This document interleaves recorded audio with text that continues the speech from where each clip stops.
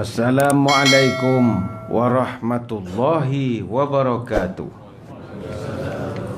Bismillahirrahmanirrahim. Alhamdulillahi rabbil alamin. Wassalatu wassalamu ala asyrafil anbiya'i wal mursalin wa ala alihi wa sahbihi ajma'in. Allahumma akhrijna min zulumatil wahmi wa akrimna binuril fahmi waftah alaina bima'rifatika wa sahal lana abwaba fadlika ya arhamar rahimin, amma ba'du. Terima kasih kepada Tuan Pengacara Majlis yang saya hormati Tuan Haji Rozi bin Ayub selaku pengurusi Surau Residensi Seri Pauh, Pematang Pauh.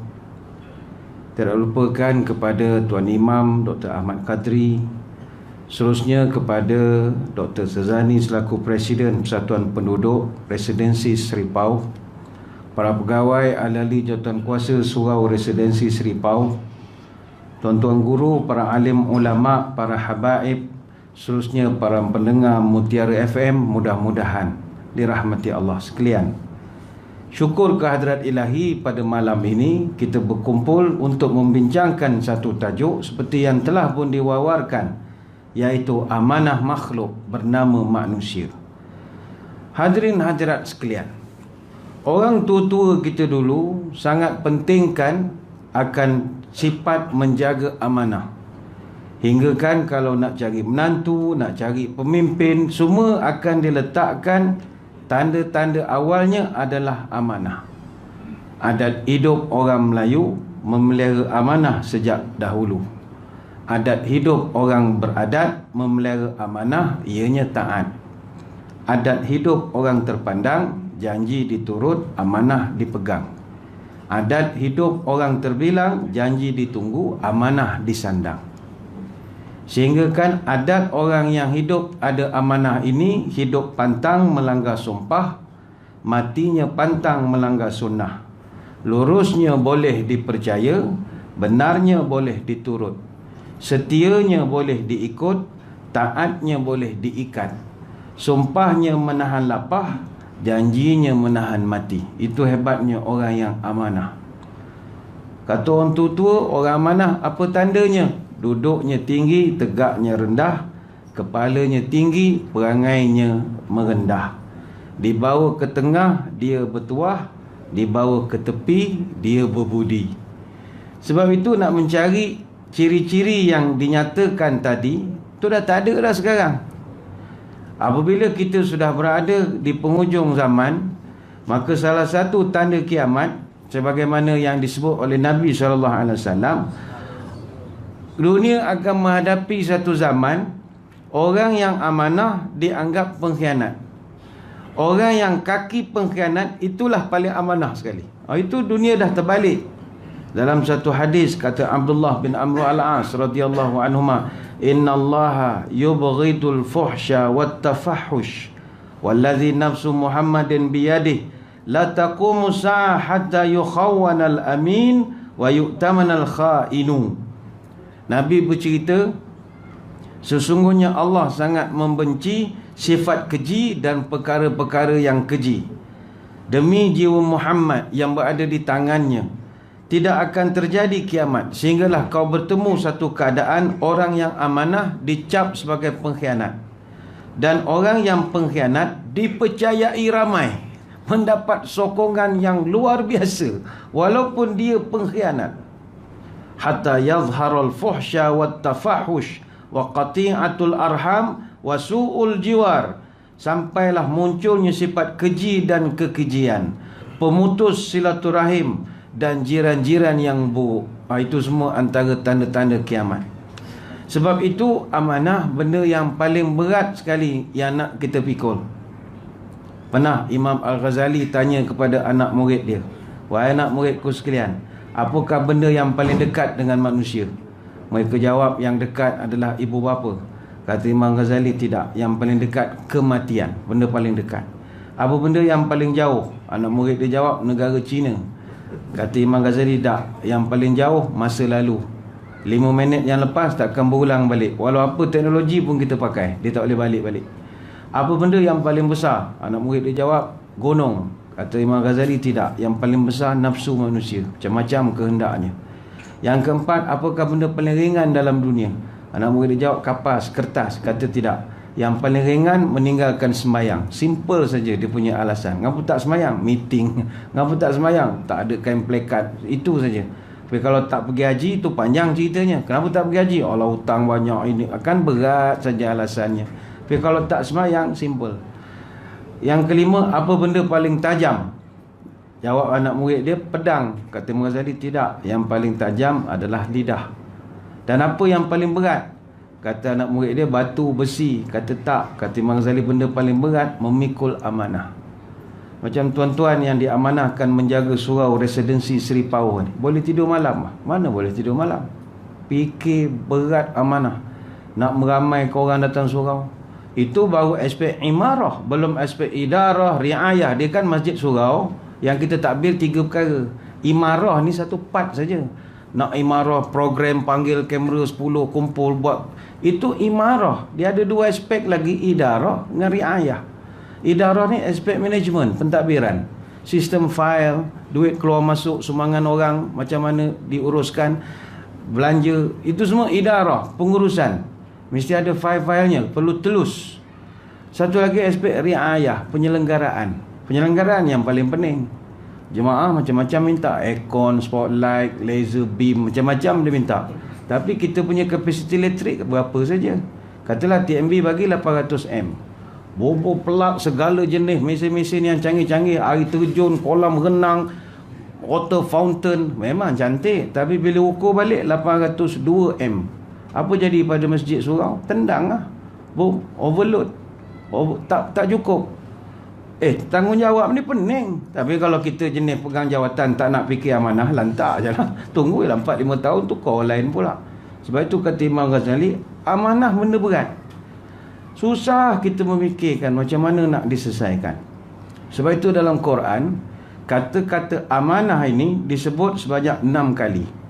Dalam bentuk mufrad, Allah Ta'ala sebut dalam surah Al-Baqarah ayat 283 dan dalam surah Al-Ahzab ayat 72. Dalam bentuk jamak, Allah Ta'ala sebut dalam surah An-Nisa ayat 58, surah Al-Anfal ayat 27, surah Mu'minun ayat ke-8 dan surah Al-Ma'arij ayat ke-32. Kata para ulama, amanah ini dari sudut bahasa diambil daripada kalimat amina ya'muna amnan.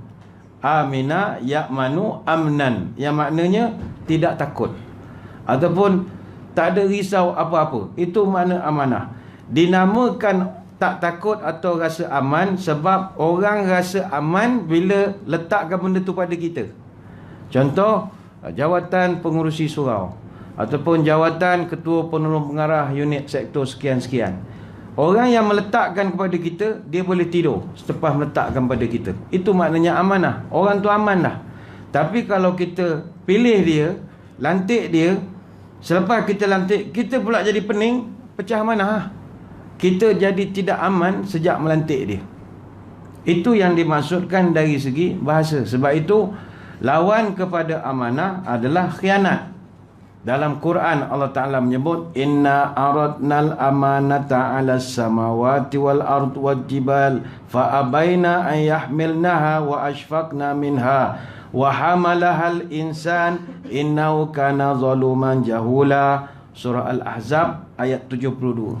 Dalam ayat ni kata ulama tafsir, Allah macam rasa marah kepada manusia. Apa sebab? Allah Ta'ala cerita, aku telah kemukakan kepada langit, bumi, gunung ganang. Langit, bumi, gunung ganang, boleh tak engkau pikul amanah, mentadbir bumi ini, dunia ini? Semuanya fa'abaina, semua enggan. Langit kata, ya Allah, kami tak sanggup pikul amanah, kami banyak kerja lain. Begitu juga bumi pun refuse, tidak mau.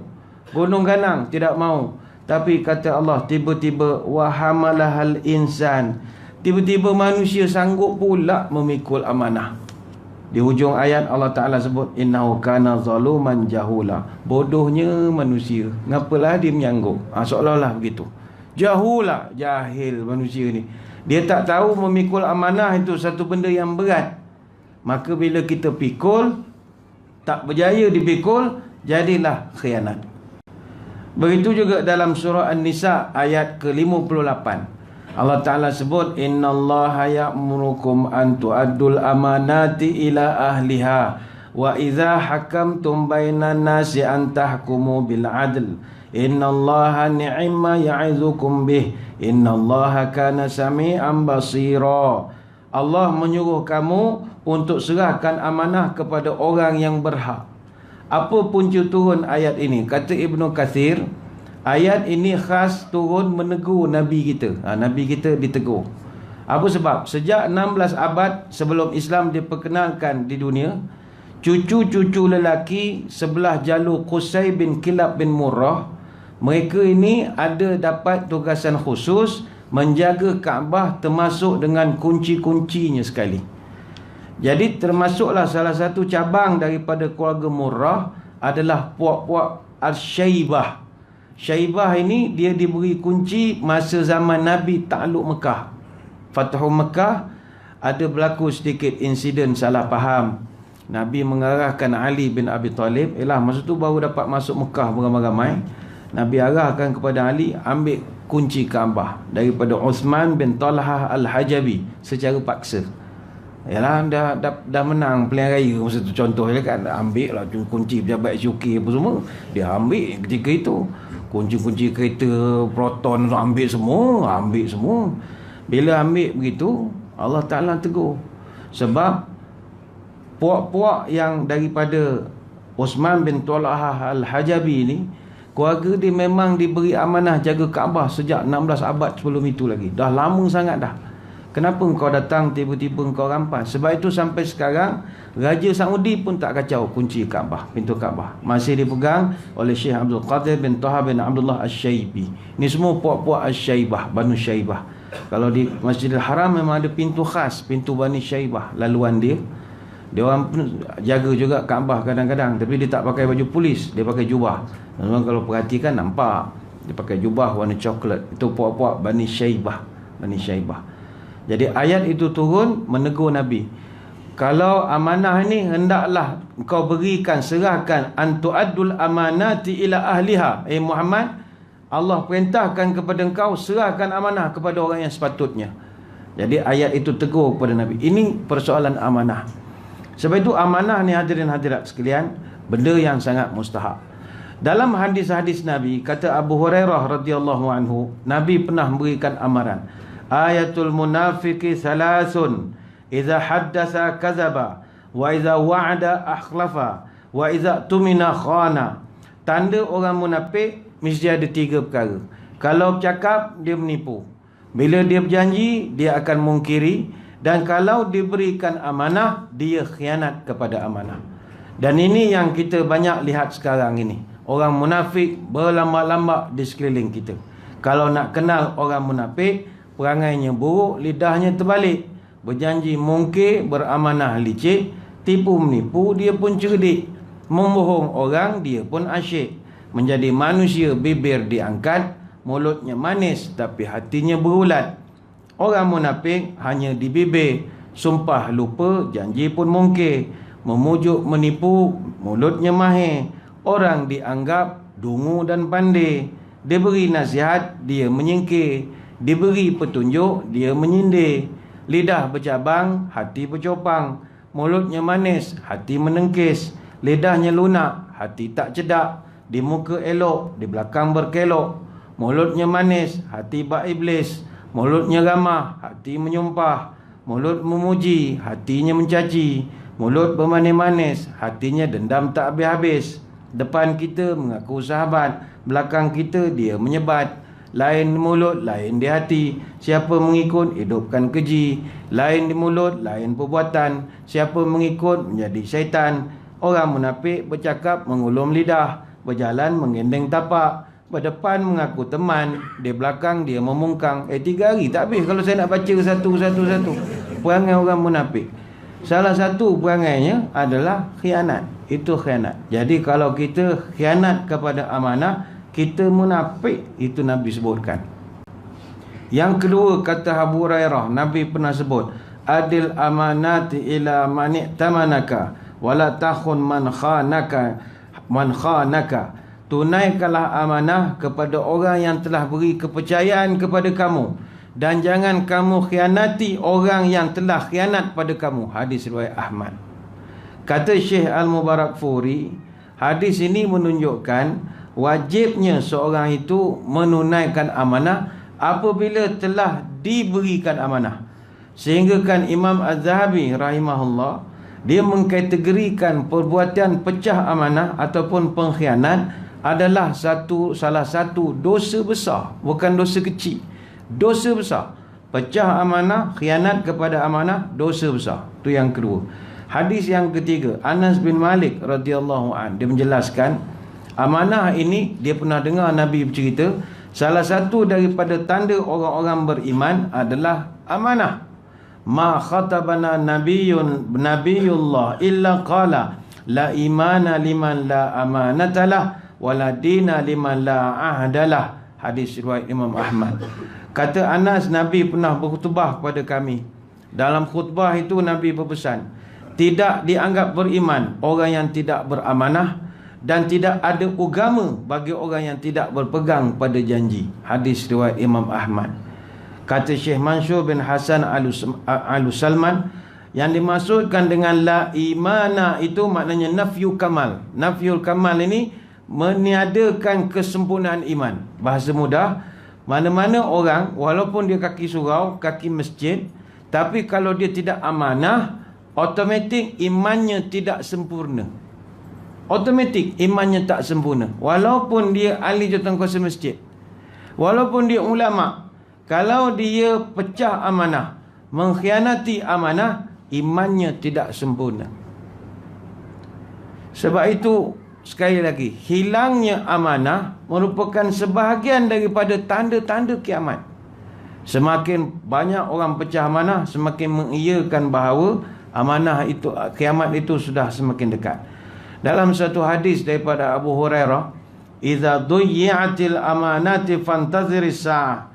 Qala kaifa idha'atuha ya Rasulullah? Qal idza usnidal amru ila ghairi ahlihi fantaziris sa'ah.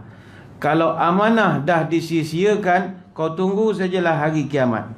Abu Hurairah pun bertanya, "Ya Rasul, bagaimana yang dimaksudkan menyia-nyiakan amanah?" Nabi jawab, kalau satu urusan diserahkan kepada yang bukan ahlinya, kiamat dah tak lama lagi, kata Nabi. Hadis riwayat Imam Bukhari. Sebab itu perlu ada right man at the right job, right man at the right time. Serahkan kepada orang yang sesuai. Kereta, orang yang pandai bab kereta, mekanik, serahkan pada mekanik.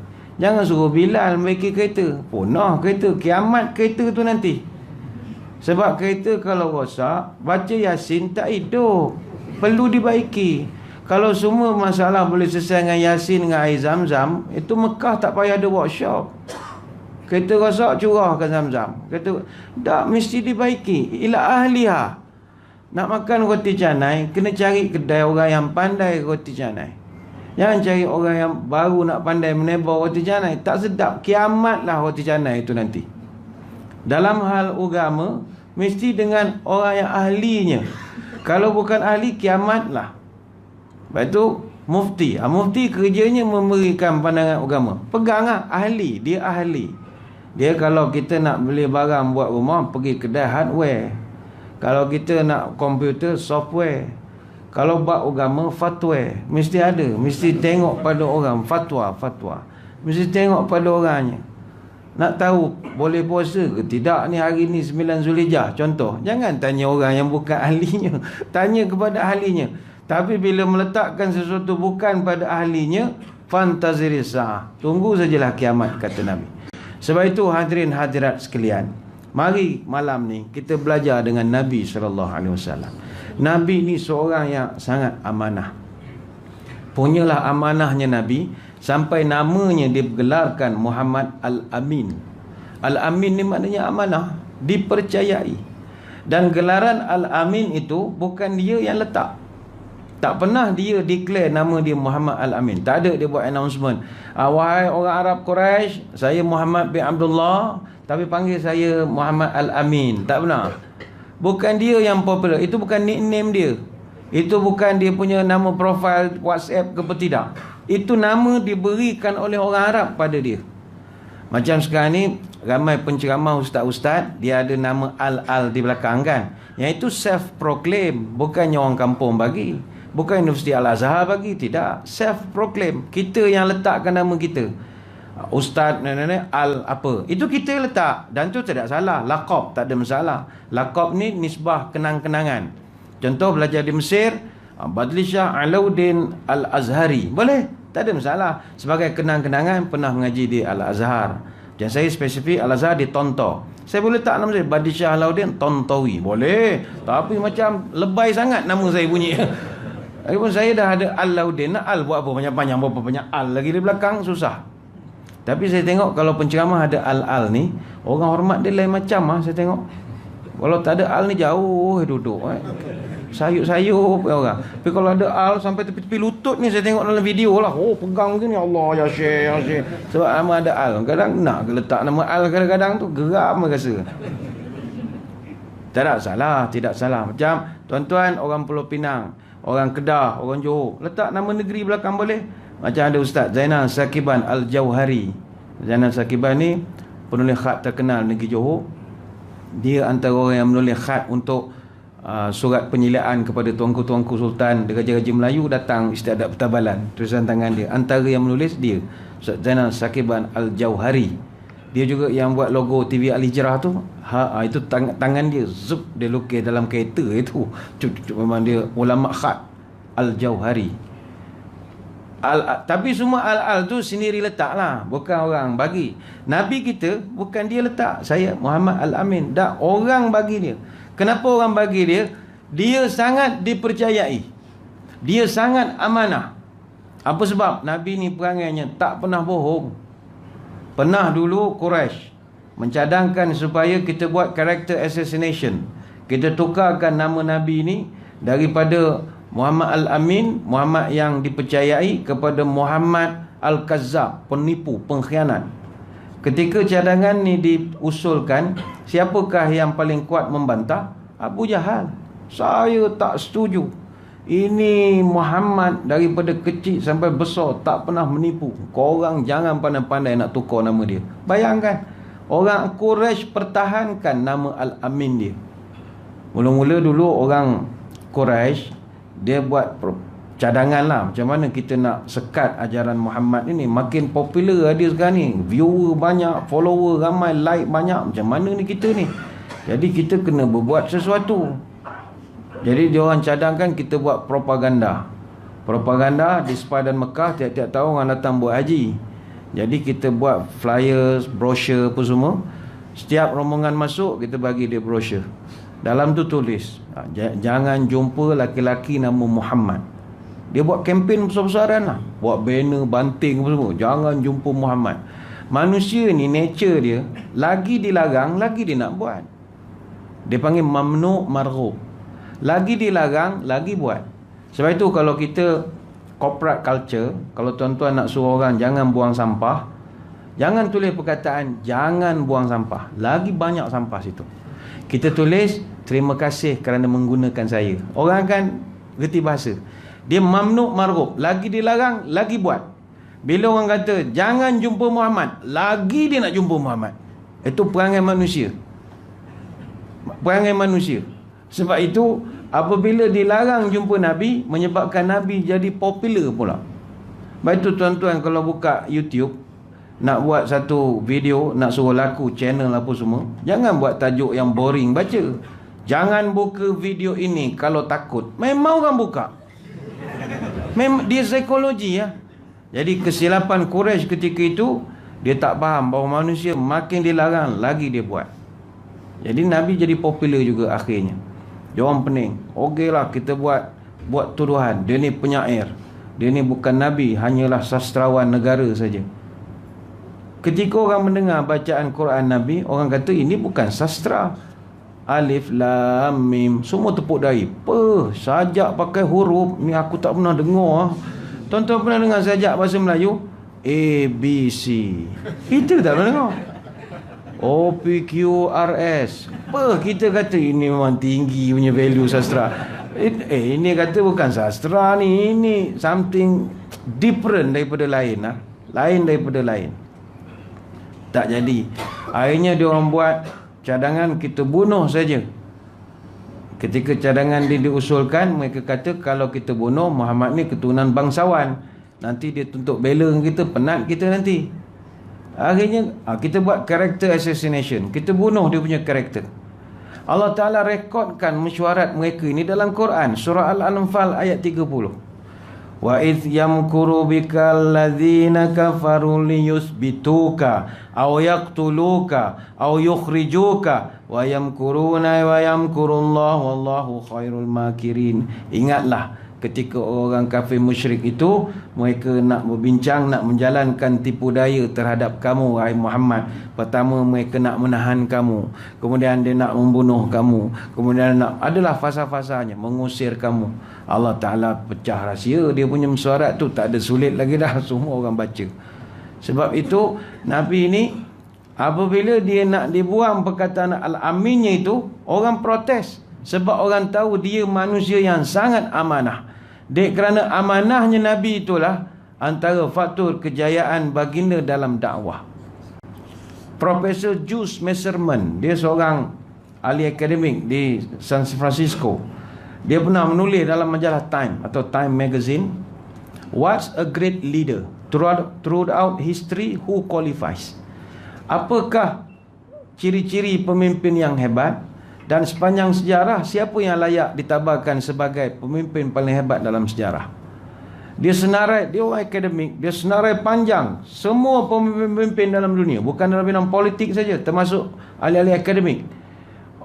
Louis Pasteur, dia masuk kan? Louis Pasteur ni yang buat pasteurize untuk susu masam tu, dia masuk kan? Jonas Salk, cipta bius kau, gitulah, pun dimasukkan dalam senarai. Dia kata semua pemimpin saya dah cek, start daripada Abraham kata sampai Moses, sampailah moden. Dia kata tidak ada yang boleh challenge satu orang manusia namanya Muhammad. Dia Kristian dan dia masih Kristian. Dia kata ini Muhammad, tak ada orang boleh challenge. Dia boleh ubah manusia seperti Umar Al-Khattab. Dia boleh ubah bangsa Arab yang dulu jual tak laku. Dia boleh ubah landscape orang-orang Arab ketika itu. Dan antara sebab kejayaannya adalah dia punya karakter dia. Dia seorang yang sangat amanah. Sebab itu amanah ni modal terbesar untuk mencipta kejayaan. Tuan-tuan kalau nak bisnes, kalau orang tak percaya, tuan-tuan boleh berjaya dalam perniagaan. Tuan-tuan dalam politik, tanpa kepercayaan, tombang tuan-tuan. Kepercayaan ni modal terbesar sebuah kejayaan. Ahli politik kalau tak dapat kepercayaan, mimpilah boleh jadi calon ataupun boleh menang dalam pilihan raya. Kepercayaan. Orang bisnes kalau tak ada kepercayaan, orang tak akan beli produk dia. Sebab itu orang banyak gunakan ustaz untuk berniaga. Sebab ustaz tu dia ada kepercayaan. Go shop pun dia sapu juga, dia jual apa-apa, orang akan gunakan ustaz sebab orang nak laku. Kepercayaan.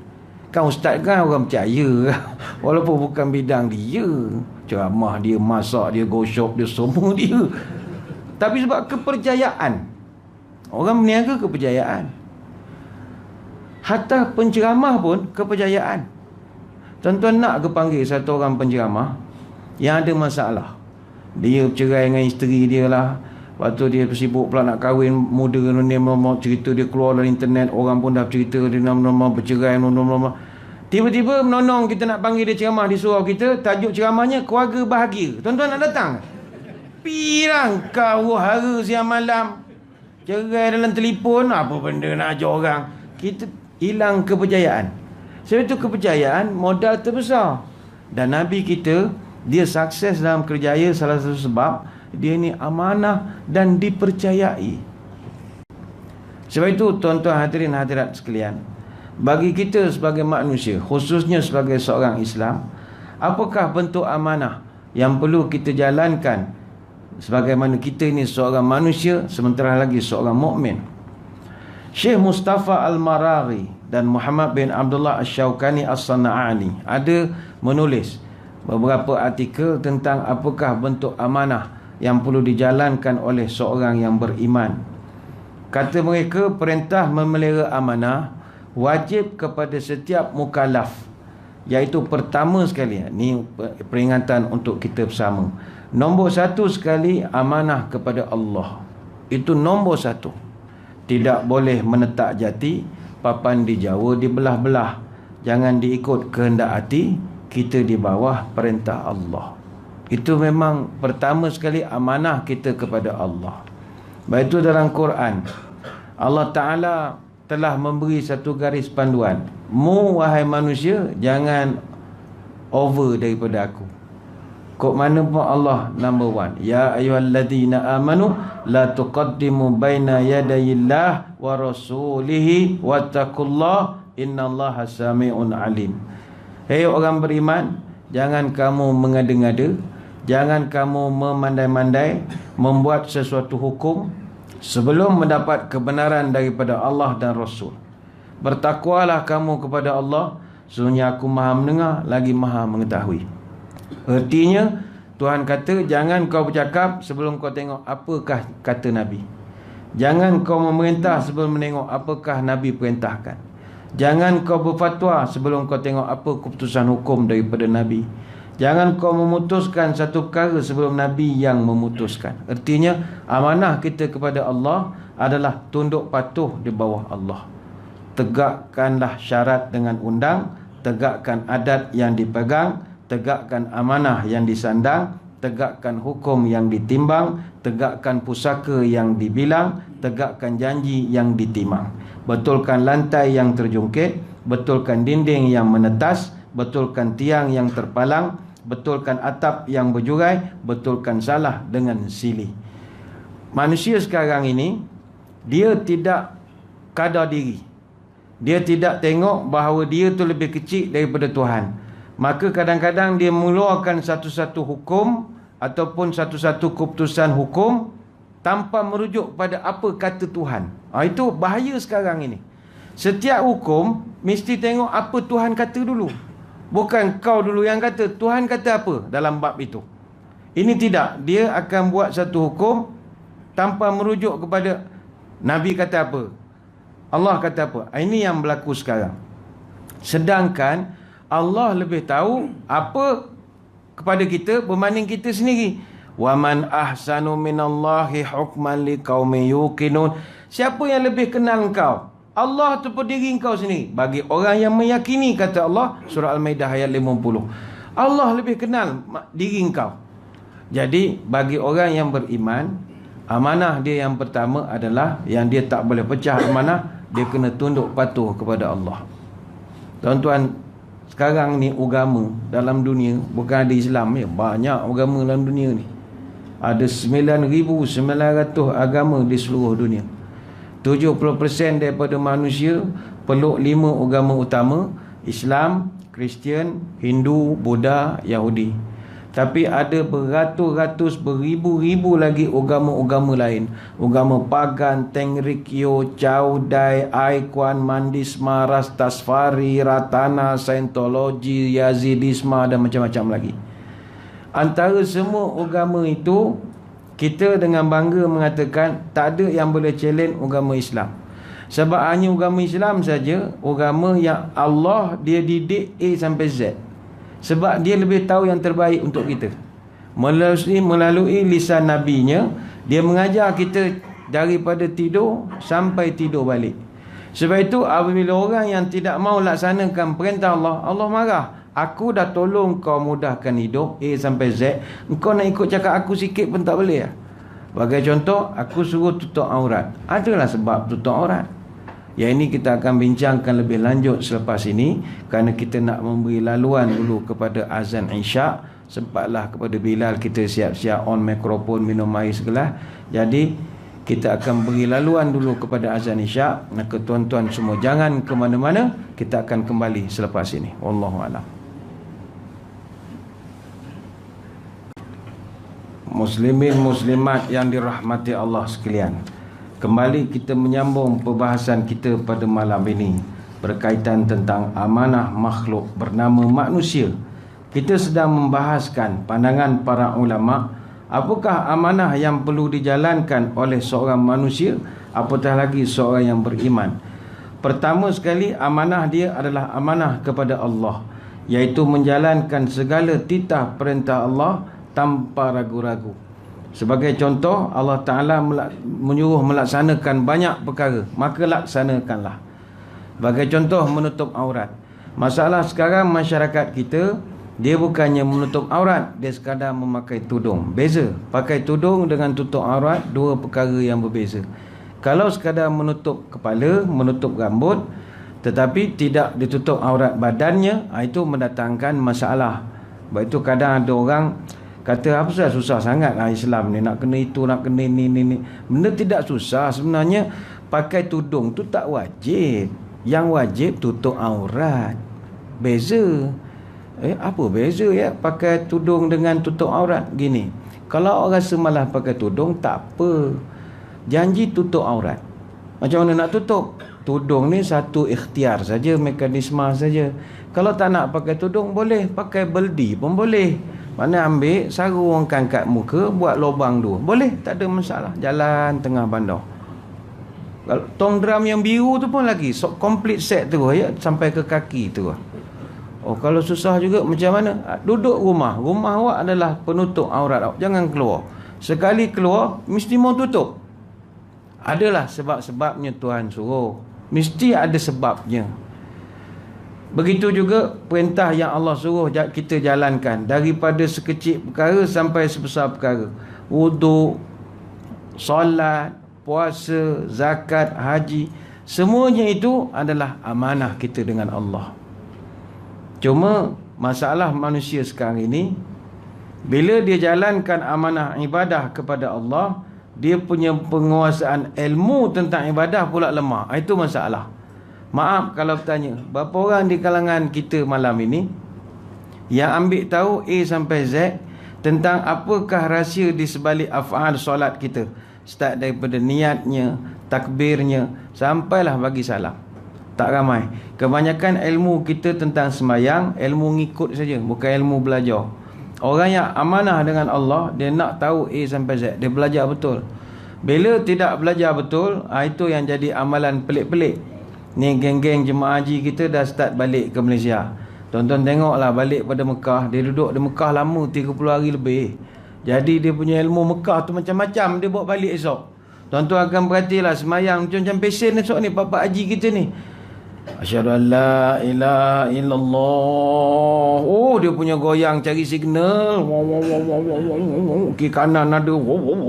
Gitu. Habis main tanya, Haji, lain macam cari lain, apa ceritanya? Kata, aku tengok kat Mekah orang Arab semua semayang macam tu, kita yang tegak begitu je. Oh, kenapa ada goyang? Entah, nampak macam okey. Itu dia tak tahu apa, dia macam nampak macam syok, gerak-gerak macam kita mencari. Dia kata, tak boleh lah gitu. Amanah dengan ibadah ini mesti tahu kenapa, mazhab apa yang bergerak, mazhab begitulah seterusnya. Macam kita angkat takbiratul ihram, panggil 4 orang di depan buat demonstrasi takbiratul ihram. Tuan-tuan akan perhatikan ada 4 jenis takbir yang berbeza. Mana satu yang ikut mazhab Syafi'i, mana satu wallahu alam, tak tahu lah. Macam-macam PL. Ada yang Allah Akbar, ada jentak-jentak spring Allah. Ada yang terlampau susah sangat nak takbirnya. Salih Allah. Jampi panjang, tak apa dia jampi tak tahu. Allah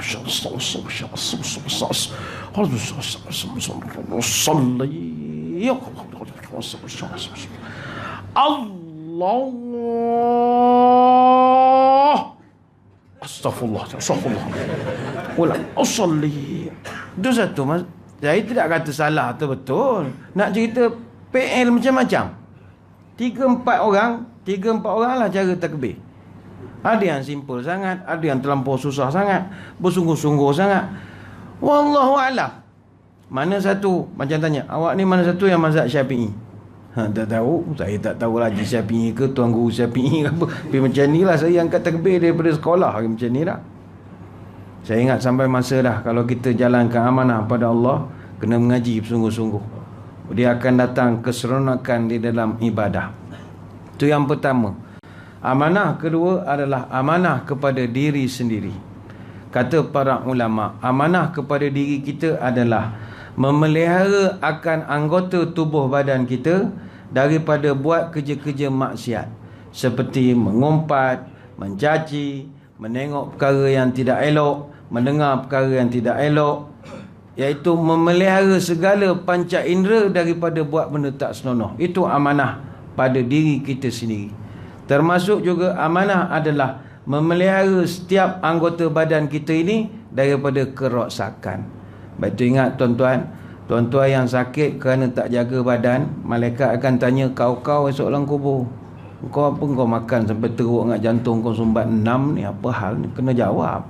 Sebab semuanya amanah. Amanah. Kalau jawapan dah okey, beritahulah. Saya mana tahu tersumbat. Saya makan roti 3 keping je sehari. Mana saya tahu nak tersumbat. Jawablah kokok lepas jawapan gitu. Tapi amanah tu akan dipertanggungjawabkan. Sebab itu kajian daripada Kementerian Kesihatan, maaf ya, sekarang ini kita di Malaysia banyak risiko penyakit berbahaya atau penyakit kronik yang tak berjangkit. Yang ini kita takut, non-communicable diseases. Penyakit-penyakit yang dia bukan berjangkit. Macam dulu sakit mata berjangkit, tapi sekarang penyakit-penyakit kardiovaskular, jantung, saluran darah yang boleh menyebabkan serangan jantung, stroke, tekanan darah tinggi ataupun hypertension ataupun hyperkolesterol, orang kolesterol tinggi, itu semua bukan berjangkit tu. Ataupun kanser, barah, itu semua bukan penyakit. Sebab lifestyle, gaya hidup masyarakat kita sekarang terdedah dengan penyakit-penyakit sebab oleh dia punya cara hidup. Penyakit macam jantung, kencing manis, angin ahmad, kanser, darah tinggi, kegagalan buah pinggang, wasak paru-paru, ini semua lifestyle. Banyak lebih kepada gaya hidup. 8.7%, 7.8% rakyat Malaysia, ini finding daripada Kementerian Kesihatan, 7.8% masyarakat kita tak nak makan sayur dengan buah. Dan kalau tak nak makan sayur dengan buah, macam mana nak sihat? Sayur dengan buah tak nak makan. Begitu juga 60.1% daripada rakyat Malaysia tidak jalankan aktiviti fizikal yang sepatutnya. Mereka ni terdiri daripada golongan buat perabot kursi meja, kepala serabut, duduk saja, tak ada kerja, duduk, tak tahu apa dia buat. Tak masuk lagi statistik golongan yang ngisap rokok dengan minuman keras. Itu semua kan merosakkan. Ini bukan nak kempen jangan merokok, jangan minum, bukan, nak cerita amanah pada diri. Menjaga tubuh badan sebahagian daripada amanah. Kalau kita baca laporan kesihatan dan mobiliti kebangsaan, 5.6 juta rakyat Malaysia umur 18 tahun ke atas mengalami masalah berat badan, obesity. Pulau Pinang saja, negeri taklah besar mana, tapi 27.8% penduduk Penang obesity. Obes ni maknanya dia akan terdedah dengan macam-macam penyakit. Orang kalau obesity, biasa purata 17% kencing manis, 30% darah tinggi, 28% masalah jantung. Apa punca? Makanlah. Sebab itu orang yang amanah menjaga diri, dia kontrol. Minum kopi campur susu, kalau tahu ditambah gula, jangan diturut hawa dan nafsu, lama kelamaan menjadi gila. Anak ayam ditimbang pukal, bawa ke pekan ke rumah setinggan. Kalau nafsu dah melebihi akal, umpama makan tak cukup sepinggan. Tanam bunga dalam pasu, bunga melati, bunga pandan. Jangan diikutkan kehendak nafsu, kelak nanti binasalah badan. Sebab tu saya ingat surau masjid kena jadi contoh, kempen kurangkan makan dan jaga badan. Tapi masjid surau lah pusat makanan yang paling hebat sekali. Segala jenis kambing menerap kat surau masjid. Bukan tak boleh, kena jadi contoh. Saya nak bawakan satu hadis, mudah-mudahan yang gemuk-gemuk ni kena ambil perhatian. Bukan nak mengutuk, tidak, ni kita cerita agama ni. Nabi suruh hati-hati dengan ketibaan satu zaman, kata Nabi. Thumma yakunu ba'dahum qaumun yashhaduna wa la yustashhaduna wa yakhununa wa la yu'tamanuna wa yanziruna wa la yufuna wa yadhharu fihim simanu. Oh, ini kita takut. Kata Nabi dalam satu hadis riwayat Bukhari Muslim, akan datang satu zaman munculnya satu orang kaum atau manusia itu, dia nak jadi saksi, tetapi kesaksiannya tak boleh dipercayai. Mereka ini berkhianat dan tak boleh diberikan amanah, dia mesti khianat. Mereka suka bernazar tetapi tidak suka memenuhi nazarnya. Wa yadhharu fihim simanu, dan badan mereka gemuk-gemuk, kata Nabi. Hadis riwayat Bukhari Muslim. Baik itu di Masjid Surau, saya ingat, periuk belanga kawah ni kena buang. Yang kita kena letak treadmill. Treadmill, alat exercise, gimnasium rakyat. Habis makan lepas ceramah, macam mana Ustaz? Air kotak cukup lah, dengan kek sepotong. Kau nak makan nasi, balik lah. Tapi kalau buat, boykot dia orang.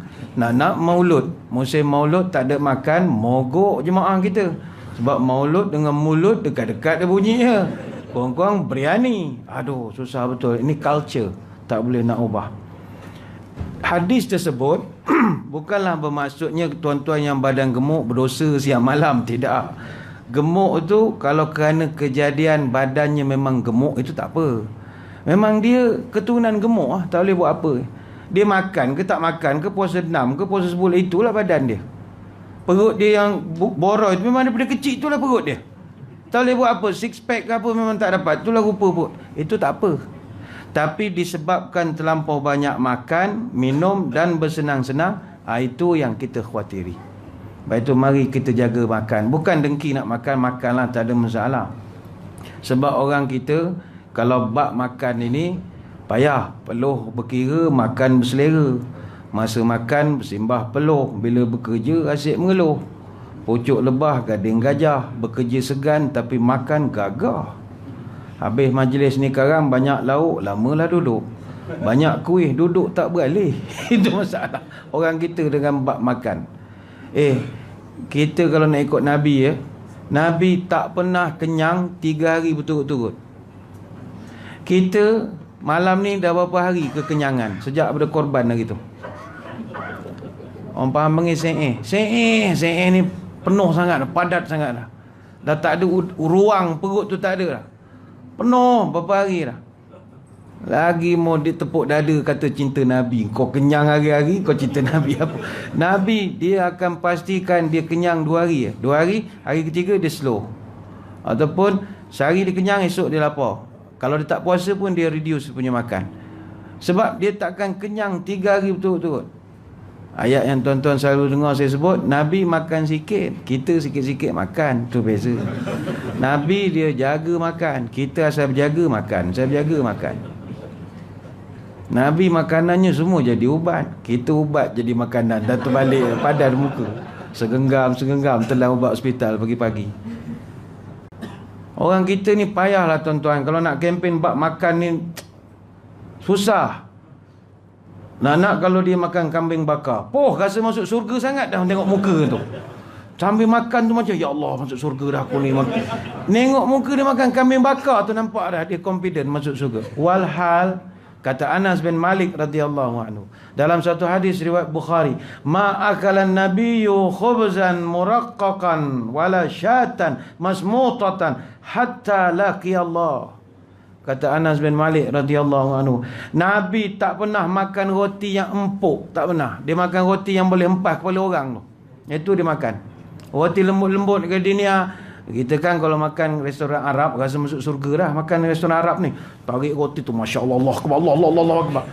Nabi tak pernah makan roti seempuk itu, wala syatan masmutatan, dan Nabi tidak pula makan kambing yang dipanggang sampai wafat, tak pernah dia makan. Yang tuan-tuan makan kambing rasa masuk surga ni apa hal sebenarnya? Mengaji di mana sebenarnya? Kambing Nabi makan, tapi bukan panggang, bergolek macam barbecue macam buffet Ramadan tu dah. Dia dalam bentuk lauk. Bentuk lauk tu lain. Nak makan kambing makanlah. Saya bukan kata tak boleh makan kambing, tapi muka tu jangan confident sangat. Buatlah biasa-biasa, adalah rasa bersalah sikit. Allah, banyaknya aku makan dah 3 hari dah. Ada sikit insaf ini. Muka ya Allah, jangan confident sangat. Ni kita habis makan ni, habis majlis nikah. Saya ingat ada makan. Mesti ada lah. Mana ada majlis tak ada makan. Katalah tuan-tuan insaf lah sikit nikah. Allah, dengar ceramah insaf pula makan karipap je lah. Karipap sebiji berapa kalori? 130. Itu baru sebiji. Kalau makan nasi lemak, kok ada nasi lemak lah. Nasi lemak komplit 644 kalori. Dengan sambal, dengan nasi, dengan kuah apa sikit. Telur goreng sebiji 110 kalori. Kalau makan roti canai kosong tak ada kuah, makan gitu je 200 kalori. Tapi campur sepiring dal saja 414 kalori. Sekeping roti kalau dua, bayangkanlah. Kalau makan teh tarik lah, teh tarik satu gelas 83 kalori. Kalau minum 4 cawan, bukan 4 gelas, 4 cawan sehari sama macam makan nasi 1,5 mangkuk. Bayangkanlah. Kita orang lelaki dewasa sehari, ni tanya doktor ramai ya. Kalau salah-salah doktor bagi tahu saya. Doktor bagi tahu saya, sehari lelaki dewasa yang dia perlu kalori 2,250 kalori satu hari. Perempuan dewasa 1,800 kalori. Tuan-tuan bayang daripada breakfast sampai lunch sampai dinner apa yang tuan-tuan makan. Untuk nak bakar 100 kalori saja, katalah kita makan karipap satu biji 130 kalori, lamsamlah 100 kalori. Untuk bakar 100 kalori, katalah kita buat 3 aktiviti, brisk walking, jogging atau bicycle. Brisk walking ni 100 langkah 1 minit. Ya ke? 1 langkah, lebih kurang lah 100 langkah 1 minit. Mana kalau tuan-tuan buat 100 langkah 5 minit, tu bukan brisk walking, terhegeh-hegeh namanya. Dia laju, jalan laju. Untuk nak bakar 100 kalori, brisk walking kena buat selama setengah jam. 1 biji karipap, setengah jam jalan kaki. Berbaloi itu pun tidak. Tuan-tuan, kalau nak jogging 15 minit, nak bersikal 10 minit. Itu pun makan seketul saja karipap. Tuan-tuan bayang kalau makan 10 biji karipap lepas ni kak. Pok kita seorang. Buahkan pula nasi, teh tarik sampai 2 cawan. Bayangkanlah kalau badan kita jadi rosak, tuan-tuan agak malaikat tak tanya ya, apa badan kau rosak? Mesti kena tanya ya. Maka jagalah makan. Ni bukan tak boleh makan, makanlah, tak ada masalah. Bukan papan di tarah, kita makan, bukan mentah darah. Itu yang pentingnya. Makan bismillah, nak manjangkan sedekah orang, cakap sikit dengan makanan. Teh tarik aku minum kau, kau jangan makan aku. Amin, minum. InsyaAllah sihat mudah-mudahan. Itu yang kedua. Yang ketiga, amanah terhadap manusia. Amanah terhadap manusia ni kita dah cerita daripada awal tadi. Anak amanah terhadap mak bapak, guru amanah terhadap murid, pekerja amanah terhadap majikan, majikan amanahnya terhadap dia punya subordinate orang bawah, dan lain-lain lagi. Ada amanah-amanahnya. Tapi kadang-kadang ada juga pekerja yang tak dapat jalankan amanah, bukan sebab dia tidak amanah, atas faktor-faktor yang lain. Pernah dulu di zaman Umar Al-Khattab radhiyallahu anhu, dia lantik satu orang gubernur. Gubernur ni pilihan dia sendiri. Dia hantar gubernur ni di Hims. Hims ni terletak di Syria. Dia hantar sahabat dia ni jadi gubernur. Baru 2 bulan jadi gubernur, Umar Al-Khattab dapat komplain berguni-guni surat. Orang komplain performance gubernur ni begitu teruk sekali. Lantas Umar Al-Khattab panggil dia datang. Tanya satu-satu. Engkau ni buat malu company ya. Aku lantik engkau, engkau tahu orang lain berbaris nak dapat jawatan kau. Kau ni kira potong kona ni kau. Cuk turun naik ni. Ini grade bukan tinggi, bukan rendah-rendah punya grade, grade tinggi punya. Tapi tengok orang komplain, macam mana aku nak depend kau lagi?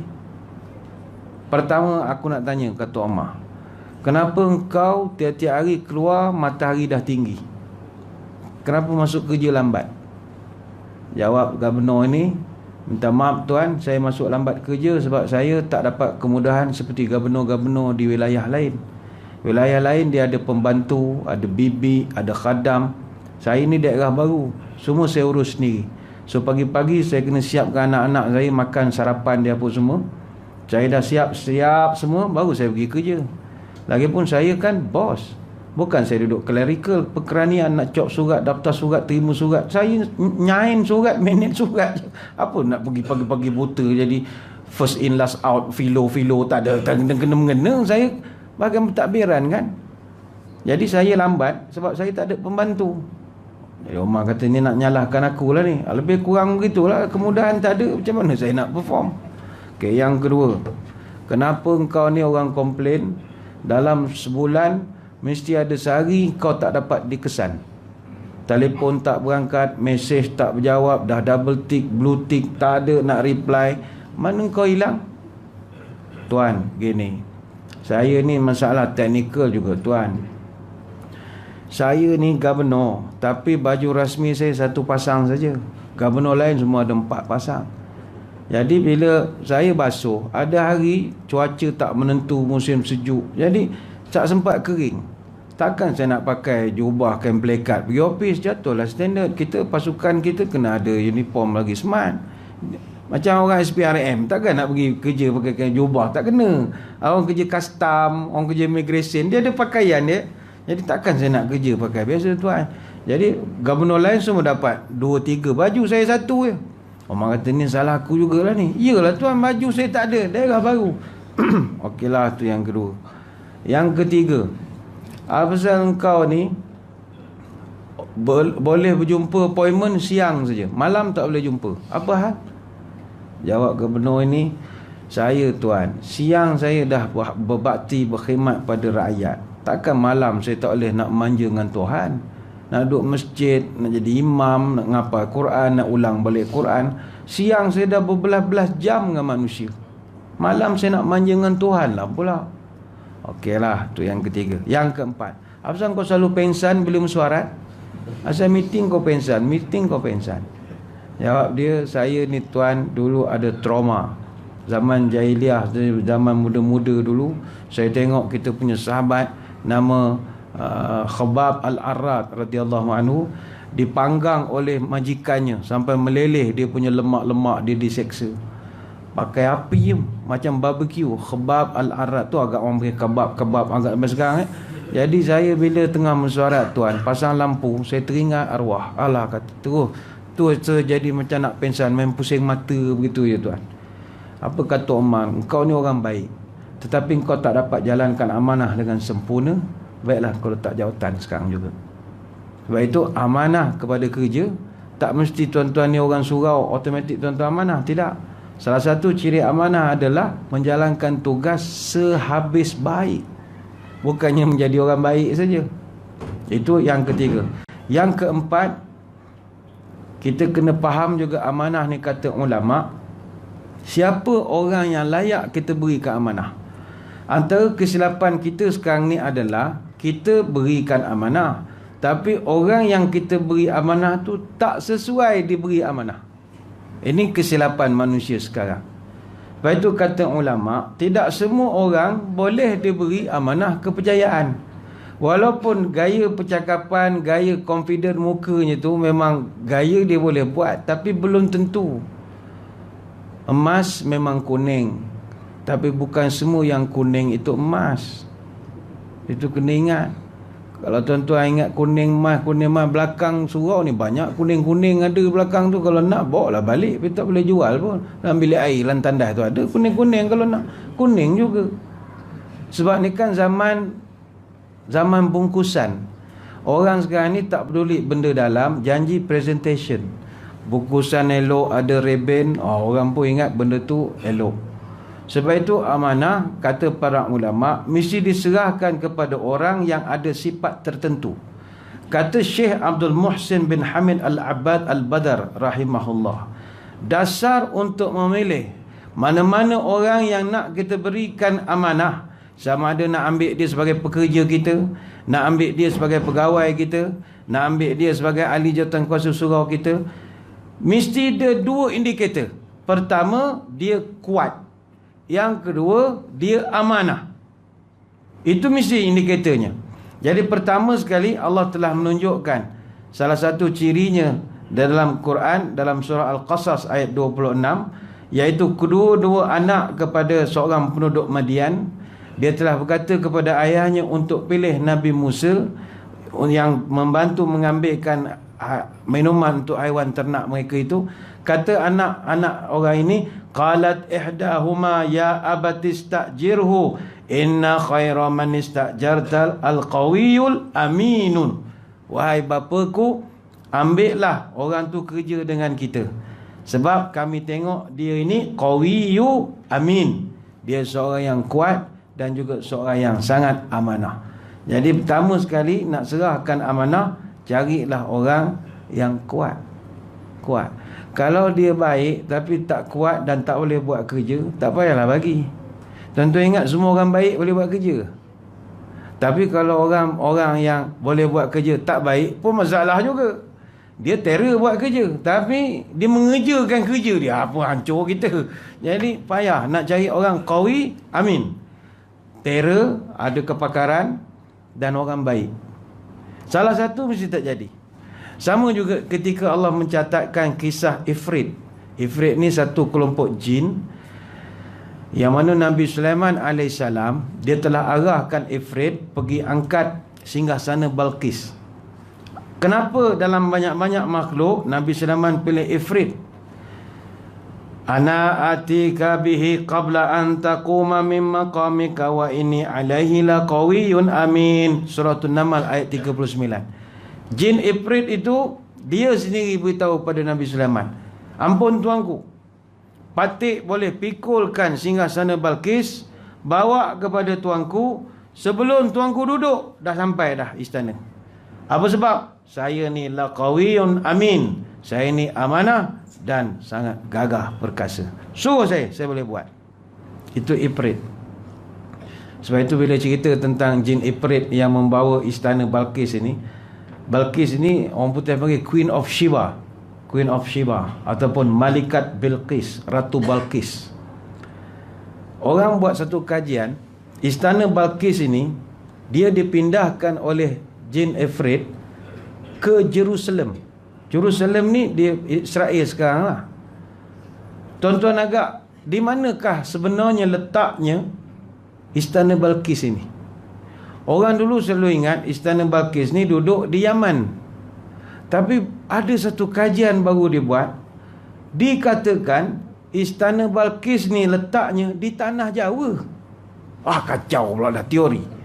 Di tanah Jawa. Maknanya kalau di tanah Jawa nak menuju ke Jerusalem jaraknya 12,335 km. Tapi Ifrit boleh bawa sekelip mata, ping, boleh sampai. Hebatnya jin Ifrit itu. Adapun teori tentang istana Balqis di tanah Jawa ini bukan teori tepi jalan. Ini bukan teori ustaz-ustaz YouTube ke apa, dah. Teori ni teori universiti. Ada satu kajian oleh Kiai Haji Fahmi Bashar. Kiai Haji Fahmi Bashar ni dia dekan di Universitas Islam Negeri Syarif Hidayatullah Jakarta. Dia dekan. Dia buat kajian selama 35 tahun. Di mana letak istana Balqis? Dalam kajian dia, finding dia, istana Balqis ni terletak di kawasan Keraton Ratu Boko di Kabupaten Sleman, Yogyakarta. Dia buat kajian. Terletak sekitar 3 km ke arah selatan dari Candi Prambanan dan 36 km daripada Candi Borobudur. Dia candi ada 3. Borobudur itu di Magelang, Prambanan, Ratu Boko. Ratu Boko tu Ratu Balqis lah. Kecamatan Sleman, Nabi Sulaiman. Ada kadang-kadang rakan-rakan yang beritahu pada saya, Syekh, entah kan rajin buat research, kajilah sikit istana Ratu Balqis ni betul ke duduk di Ratu Tanah Jawa, buatlah kajian sikit. Saya tuan-tuan bukan tak nak buat kajian tentang perkara itu, tapi tuan-tuan agak saya ada masa untuk sakit kepala. Tak ada masa lah. Benda tak memberi impak pun pada kita. Impak kajian itu tak memberi kesan sangat kepada dunia akademik sangat. Tak ada apa, tak ada benda yang dapat pun. Lantaklah asal pada mana, apa kesannya, tak ada apa pun lah. Untuk tahu falsafah boleh lah, tapi banyak benda lain yang kita boleh berkaji daripada Nabi kita. Tak habis nak kaji Balqis, panjang cerita. Jadi itu yang kedua. Yang ketiga, Allah Ta'ala mengabarkan tentang Nabi Yusuf AS. Tatkala baginda telah sembah kepada raja di Mesir ketika itu, qala ja'alni ala khazainil ardi inni hafizun alim. Ampun tuanku, lantiklah patik menjadi menteri kewangan Mesir ini, bendaharawan negara Mesir ini. Apa sebab? Inni hafizun alim. Sebab saya hafiz, pandai menjaga. Alim, saya ada knowledge tentang kewangan. Lantiklah saya. Surah Yusuf ayat 55. Artinya nak serahkan amanah mesti orang yang qawi, amin, hafiz, alim. Kalau tuan-tuan serahkan 4 perkara, ada ciri 4 perkara ni pada orang kita serahkan amanah, amanah tu akan ditunaikan. Sebab itu cerita Nabi Yusuf menjadi satu dalil bahawa kalau tuan-tuan rasa tuan-tuan layak pegang jawatan itu, mintalah. Jangan malu-malu kucing. Kalau tuan-tuan rasa layak. Contohlah tuan-tuan rasa tuan-tuan layak jadi yang berhormat, bertanding je lah esok. Aku rasa aku boleh jadi YB. Apa? Aku bagus, boleh jumpa orang, telefon berangkat, mesej berjawab. Aku rasa aku boleh jadi, bertanding lah, tak ada masalah. Janganlah, kau tak nak bertanding, tak payahlah, ana nak kejar syurga je. Jangan begitu. Kau orang baik-baik, kalau dia rasa dia layak, peganglah jawatan. Surau, kita tengok masjid surau. Surau masjid ni nampak slow sikit lah aktiviti. Aku ingat tahun depan mesyuarat agung, aku nak tawarkan diri. Kalau kita rasa kita qawiyun amin, mintalah. Tak ada masalah. Kalau ramai orang kata, tak boleh minta jawatan. Boleh, Nabi Yusuf elok minta. Dengan syarat, dia ada kemampuan untuk melaksanakan. Tapi kalau dia minta itu kerana faktor duniawi, itu yang Nabi tegah, jangan minta jawatan kalau engkau tak mampu untuk memikulnya. Yang penting hadirin hadirat sekalian, sebagai kesimpulan daripada apa yang kita bahaskan pada malam ini, yang mustahak sebagai manusia, jomlah kita amanah. Amanahlah kita. Siapa tidak amanah, nescaya akan punah ranah. Siapa melanggar amanah, aibnya akan terdedah. Siapa meninggalkan amanah, hidupnya takkan semenggah. Siapa menjauhi amanah, lambat laun masuk ke pelimbah. Siapa yang melalaikan amanah, hidup matinya takkan barakah. Siapa yang menolak amanah, bala menimpa, hidupnya kan punah. Kalau hidup tidak amanah, ke tengah ke tepi orang menyumpah. Kalau amanah disia-siakan, orang pun benci, meranalah badan. Kalau amanah tidak dipakai, hidup pun sama seperti bangkai. Kalau amanah tidak dijaga, ke mana pergi orang curiga. Kalau amanah sudah diingkari, di situlah tempat orang kan mengeji. Moga-moga apa yang kita bahas dan bincangkan pada malam ini memberi manfaat kepada kita bersama. Sekali lagi saya mengucapkan ribuan terima kasih di atas undangan.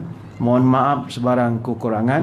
Moga-moga kita dapat bertemu pada lain-lain kesempatan. Sebelum berpisah, marilah kita menadah tangan berdoa. Moga majlis kita diberkati ilahi. A'udzubillahi minasyaitonirrajim. Bismillahirrahmanirrahim. Allahumma salli wa sallim ala Sayyidina Muhammadin salatan tukhrijuna biha min zulumatil wahmi. Allahumma tawil umurana wa sahih ajsadana wa nawwir qulubana wa thabit imanana wa ahsin a'malana wa wasi' arzaqana wa ilal khairi qaribna wa anin syarri ab'ina wa qdi hawaijana fid dini wad dunya wal akhirah innaka ala kulli syai'in qadir. Ya Allah, panjangkanlah umur kami, sihatkanlah tubuh badan kami, terangkanlah hati kami, tetapkanlah iman kami, elokkanlah amalan kami, luaskanlah rezeki kami, dekatkanlah kami dengan kebaikan, jauhkanlah kami dari kejahatan, kabulkanlah segala doa kami, sama ada dalam urusan agama, dunia atau akhirat. Wassallallahu ala sayyidina Muhammadin wa ala alihi wa sahbihi baraka wasallam. Walhamdulillahi rabbil alamin. Wabillahi taufiq wal hidayah. Wassalamualaikum warahmatullahi wabarakatuh. Wallahu a'lam.